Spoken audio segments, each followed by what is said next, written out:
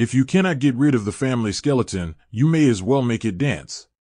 George Bernard Shaw. I was born in Waterbury on January 6, 1955. Called Little Christmas, or Russian Christmas, January 6th is a holiday in the Eastern Orthodox religion. In fact, we were all holiday people. My mother was born on Valentine's Day, something my father saw as a cruel but humorous trick of fate. Polly, named after my mother's father, was born on Halloween, and Maura was born on Christmas Day and was brought home in a big red stocking. A few years later, on Labor Day, my brother Jimmy was born. I was named after my father's uncle, John Sullivan, a Boston Railroad conductor. Denny was named for John Sullivan's brother, Denny Sullivan, a Boston policeman. My father was the grandson of austere, hard-working, highly devout, teetotaler Irish immigrants who came to America in the late 1890s from a village in remote Western Ireland. My grandfather, Patrick Touhy, was the exact opposite of his parents, and not by mistake, I should think. He was a two-fisted, quick-tempered, committed labor socialist with a penchant for drink and hard narcotics. He was a carpenter by trade, but rarely worked steadily at his craft, or at anything else for that matter. Patrick was an interesting man who tried his hand at everything from chicken farming to politics. He briefly struck it rich in the early 1930s, when, while on a drunk, he parked his car on a railroad crossing, fell asleep, and was struck by a train. He survived, but with severe damage to the brain. He sued, and the New Haven Railroad assumed it was their fault and settled for 6 figures. He moved to Chicago, God only knows why, where he ended up serving a short prison sentence for financial finagling. Busted, he returned to the safety of his depression-racked working-class Irish neighborhood in Naugatuck, Connecticut, called Kelly's Hill, because so many Irish lived there on that patch of hillside. This is where my father and his 8 siblings were raised. My father was a handsome man with watery, soft blue eyes, who was always fit and trim. Unlike all of us, who were ruddy, he carried a darker complexion. He was the kind of handsome that people defer to. I noticed that when he spoke to women, they curled their hair in their fingers. He looked like a winner.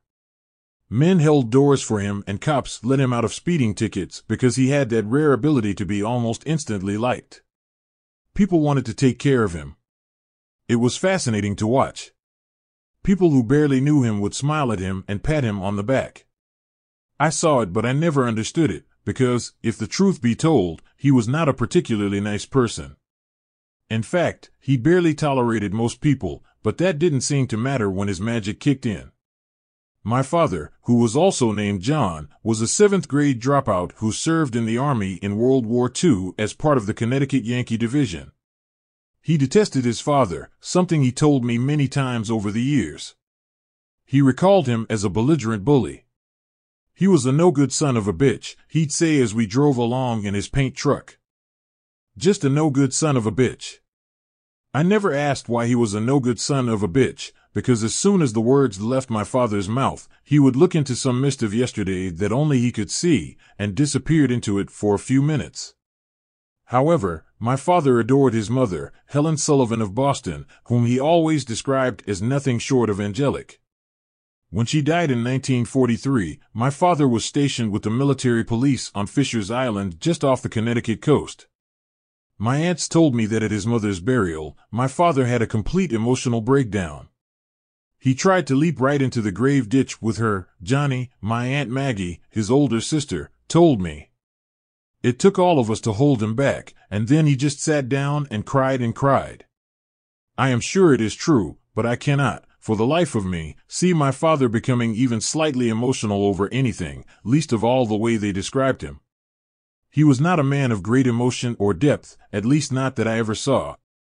Despite his good looks, charms, and instant likability, he was a very shallow man and not very bright. Something in him shut off after she died, Aunt Maggie whispered to me as she shook her head in that dramatically mournful way that the Irish have when discussing death. Maggie insisted on being called Margaret but never was. Margaret is more high class, she said. A New England spinster, she was a vicious gossip who had an uncanny and unsettling resemblance to the actor Margaret Hamilton, who so brilliantly played the Wicked Witch of the West in The Wizard of Oz. The chin, the mouth, the laugh. Perhaps she was right about my father and something snapping inside of him. He left the military police and the safety of Fisher's Island behind him, joined the infantry, and lugged a Browning automatic rifle across Europe. He won, in less than a year, the Silver Star, the Bronze Star with Oak Leaf Cluster, and the Purple Heart. He killed Nazis by the drove, according to the New York newspaper accounts that I read, but never once, and all of the many times he spoke of the war, did he acknowledge that he had shot anyone at all. Instead, his war stories were told and retold to me through the eyes of a small-town New England kid, fascinated, scared, and mesmerized by a world gone mad. "We used Belgian money for toilet paper," he said once, at the dinner table, of course. "You know why?" he asked. This was not a conversation I wanted to enter into, so I stared at my mashed potatoes and hoped it would go away. "You know why?" he asked my mashed potatoes. "No, duh." "Why was that?" I said, and gave him my complete and full attention. He would lean back in his chair, smile that pirate smile of his, and say, "Silk, it was made with silk." Not the whole thing, but a lot of it. He waited for my reply, but I figured at that point it was pretty much all I needed to know about Belgian money and toilet paper. After several seconds he said, "It was very soft." And then, wrongly assuming we had left the world of Belgian toilet paper behind us, I had started to eat again when he added, "And very wide, too."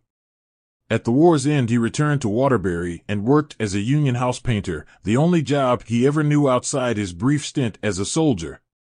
My mother was born into a working-class family in Harlem, New York.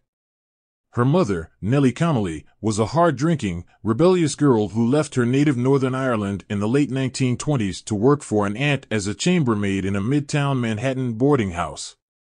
But Nellie worked there only briefly, under the tyrannical old world rule of her aunt, before being pulled away by the flashy new world of America.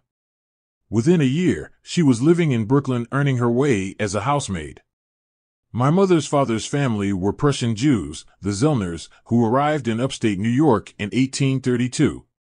They made a small but respectable fortune in the dry goods business and later, in the 20th century, in high-end furniture sales. They were also instrumental in building one of the first synagogues outside New York City, in the city of Elmira, New York, a cutting-edge transportation center that counted Mr. and Mrs. Mark Twain among its summer residents. My grandfather, who was born Maximilian Zellner and died as Paul Sellner, but whom everyone knew as Milton, was drafted into World War I and served as one of General George Pershing's drivers, though he didn't know how to drive when he volunteered for the job. I figured, how hard can it be, he explained to me. Nice job, and you never hear about them generals getting shot at.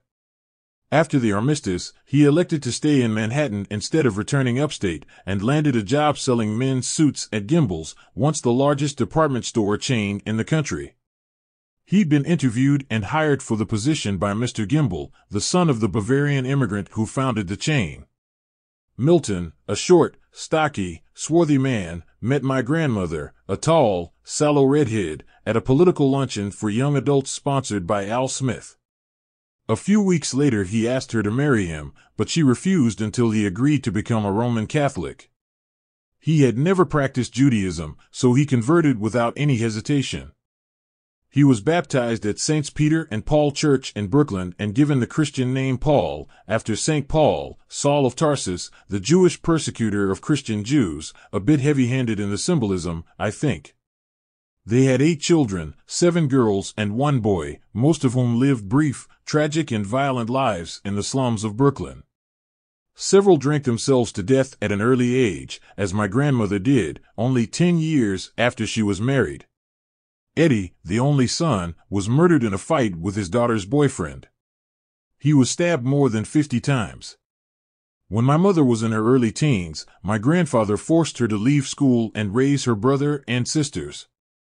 Later he farmed her out as a housemaid, and eventually he raped her. She carried those emotional scars with her for the rest of her life, and several times she tried to kill herself. Toward the end of her life, she was finally diagnosed as having bipolar disorder, a form of mental illness that causes extreme mood swings. The illness may be caused by a chemical imbalance in the brain, and it more than probably is genetic. She watched television late into the night or simply sat alone in the kitchen sipping tea with milk and piles of sugar. When she did retire for the evening, she rarely slept through the night. Occasionally, when the depression set in, however, she slept for hours and rarely rose from the bed at all. Her depression showed itself in dozens of other ways.